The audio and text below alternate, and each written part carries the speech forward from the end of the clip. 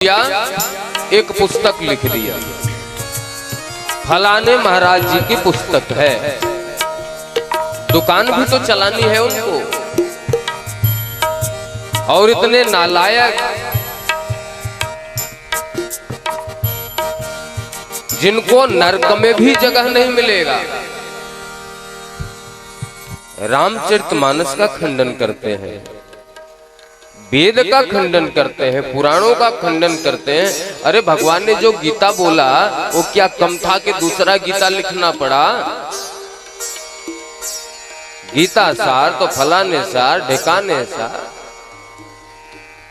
18 पुराण कम पड़ गए थे और पुराण लिखना पड़ा। 4 दिन के लिए बाबा बने नहीं कि एक ग्रंथ लिख गया उनका। अब हमारे चेला जो है उसी को पढ़ेंगे, क्योंकि हमारी दुकान भी तो चलनी चाहिए ना। एक एक कल्प कर, एक बार जिसने शास्त्रों का खंडन किया है उसको एक कल्प के लिए नरक में जाना पड़ता है। गोस्वामी तुलसीदास जी ने जो राम की लीला गान किया है, क्या कोई ऐसा कवि पैदा हो सकता है? सूरदास जी ने जो पद गाया, जो भजन गाया, दोनों आंख संधे होने के बाद, क्या कोई ऐसा पद गा सकता है?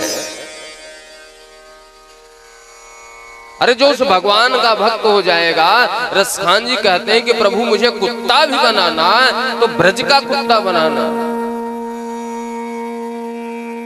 मनुष्य बनाना तो ब्रज का बनाना, पत्थर बनाना तो ब्रज का बनाना, बिहग बिटक कुछ भी बनाना तो ब्रज में भेजना मुझे। क्या कोई ऐसा भक्त हो सकता है?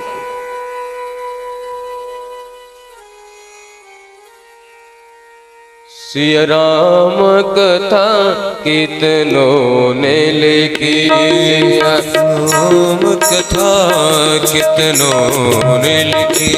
तुलसी जैसे मर्याद कहाँ, तुलसी जैसी मर्याद कहाँ। नरसिंह बसे प्रति कंवन में, नरसिंह बसे प्रति कंवन में।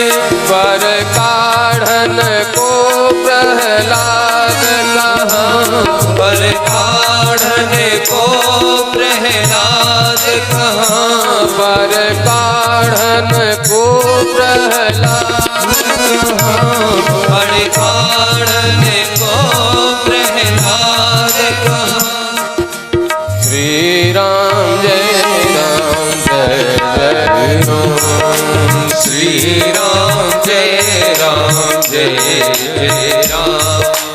मुरली मनोहर राधे श्याम, मुरली मनोहर राधे श्याम।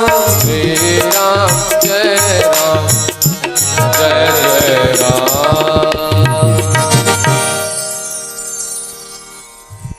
भगवान तो आज भी आ जाएंगे, लेकिन भगवान उसी को मिलते हैं जो भाव से भगवान को बुलाता है, निष्काम होकर के भगवान का भजन करता है, जो अपने धर्म के अनुसार, वर्ण के अनुसार कार्य करता है, उसी को भगवान मानते हैं।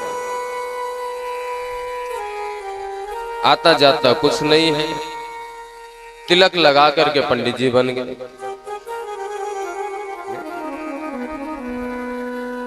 ना भक्त बन पाए न ज्ञानी बन पाए, बीच में रह गए।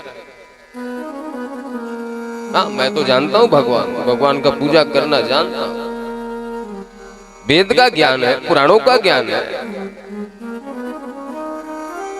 कोई भी अपने आप को बुद्धिहीन नहीं कहता। सबसे ज्यादा समझदार मैं ही हूं, अपने आप को हर कोई समझदार समझता है। और जिसके मन में यह भाव है कि सबसे ज्ञानी, सबसे ज्यादा समझदार मैं हूं, उससे बड़ा मूर्ख कोई नहीं। जिसके मन का ये भाव है, तृणादपि सुनी चेना तरोर्यो सहिष्णुना अमानिना मानि देन सदा हरि कीर्तन। जो अपने आप को तृण से भी छोटा समझता है वही ज्ञानी हो सकता है, वही भक्त हो सकता है। जो पौधों की वृक्षों तरह झुकना जानता हो, अर्थात जिसके अंदर विनम्रता हो, वो भक्त हो सकता है। जो अपने शरीर के मान अभिमान को भूल जाने वाला है वो भक्त हो सकता है। पता चले आता जाता कुछ नहीं, तिलक लगा करके पंडित जी बन गए, मुझे तो सब पता है, मैं तो भगवान को जानता हूं। वेद नो जना, वेद नहीं जानता, हमारी क्या औकात कि हम भगवान को जानता। अपने धर्म को छोड़ दिया, माता पिता की बात नहीं माननी है, अपने संस्कृति को छोड़ दिया, अपनी सभ्यता को छोड़ दिया, अपने कुल धर्म को छोड़ दिया, दिखावा में इधर उधर भटक करके जो नहीं करना चाहिए वो करने लगे। गोस्वामी तुलसीदास जी ने कहा कि कलयुग में प्रायः लोग अपने कुल धर्म को, अपनी संस्कृति, अपनी सभ्यता, अपने वर्ण धर्म को छोड़ करके गलत कार्य करेंगे, धर्म के विरुद्ध कार्य करेंगे, माँ बाप की आज्ञा नहीं मानेंगे। और कलयुग में वही संत बोला जाएगा, उसी को भगवान का अवतार बोला जाएगा जो अधिक दिखावा कर सके, पाखंड कर सके। मिथ्यारंभ दंभरत जो ताकहु शांत कहो सब कोई। कलयुग में जब से कलयुग आया हुआ है अनेकों संत हुए, लेकिन अभी जो 100, 200, 300 वर्ष से जो संत बन रहे हैं उसमें मात्र 2% ही वास्तविक संत हैं, बाकी सब नालायक हैं।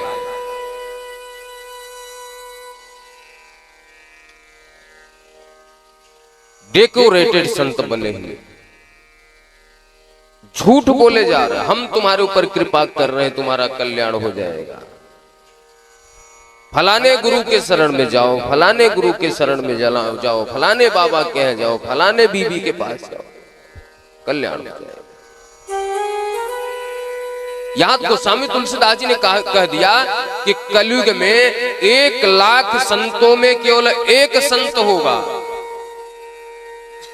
1 लाख लोग संत बने हुए हैं, उसमें मात्र एक संत होगा, बाकी सब पाखंडी होगा। कोपेतु भगत वचन सकर्मा सपन हूँ जानन दूसर धर्मा। वो सपने में भी नहीं बोल सकता कि मैं भक्त हूँ, मैं संत हूँ, मेरे पास आ जाओ, मैं कल्याण करूंगा, मैं आशीर्वाद दे रहा हूँ, नहीं बोल सकता हो। पितु भगत वचन सकर्मा, मन बाणी कर्म से भगवान का भक्त है, वही संत। और संतों की तो महाराज भंडार लगा हुआ है, जिस गली में जाओ उस गली में संत। संत बने कौन? पत्नी जी मर गई, पत्नी की शोक में चलो संत बन जाते हैं।